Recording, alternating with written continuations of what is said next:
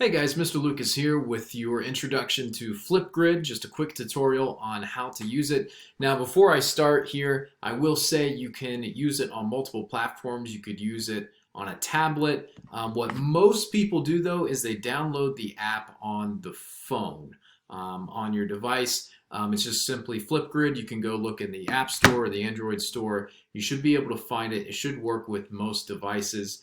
You can download it, and quite frankly, I don't think I really need to do a tutorial on the phone app because I just tried it myself, and it's really self-explanatory and pretty simple. So I will do it for the computer, and pretty much everything I do here you can do on the app as well too.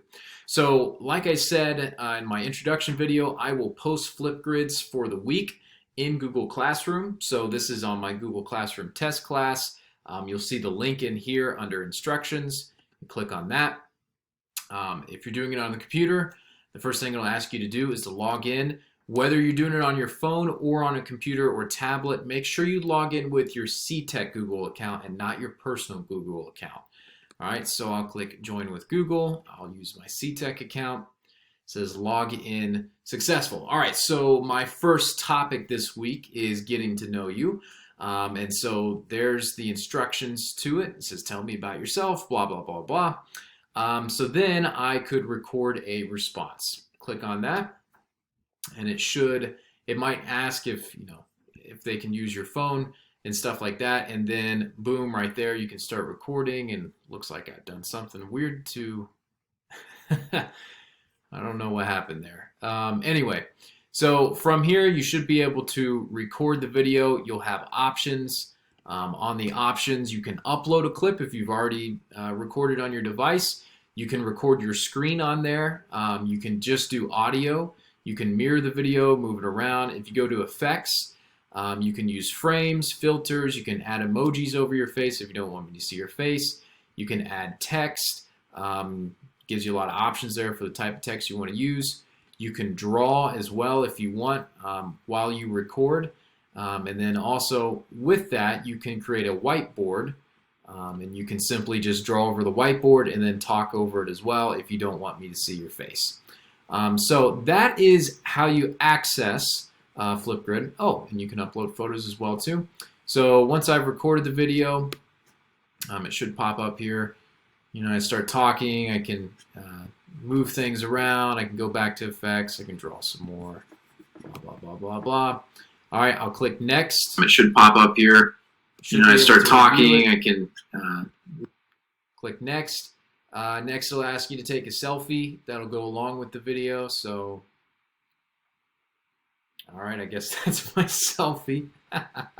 Didn't really give me a chance to pose there, but we'll roll with that. Sorry, my wife's texting me about the Blue Jackets game. Anyway, so after that, you submit your video. You can put a title on it. You can add a link to it if you want. And then boom. So after that, just click complete. And then you should see your response pop up here on the main page. And you might, on some of them, be able to talk to others. That's only going to be on some of them that I might have that to where you can discuss with other students. So real quick, a few expectations regarding Flipgrid. When we do these assignments, I'm looking for you to follow the rubric. So you'll be able to see a rubric on most of them, and I'll go over the rubric and what I'm looking for specifically later, but I want you to first take a position on the issue. So if the question is democracy the best form of government, and you say yes, that's the initial thing I want you to tell me. What side are you taking on this question? So yes, democracy is the best form of government. Here's why. You would state your facts. You're going to have to pull facts from the readings that I give you. But then probably the most critical component that students struggle with is countering the opposing side. So by reading the contrary opinion, what did they say or what was their argument, and why was it not convincing to you? So you might want to say, some people don't think democracy is the best form of government because it gives way to the tyranny of the majority. I don't think that's a convincing argument. Here's why.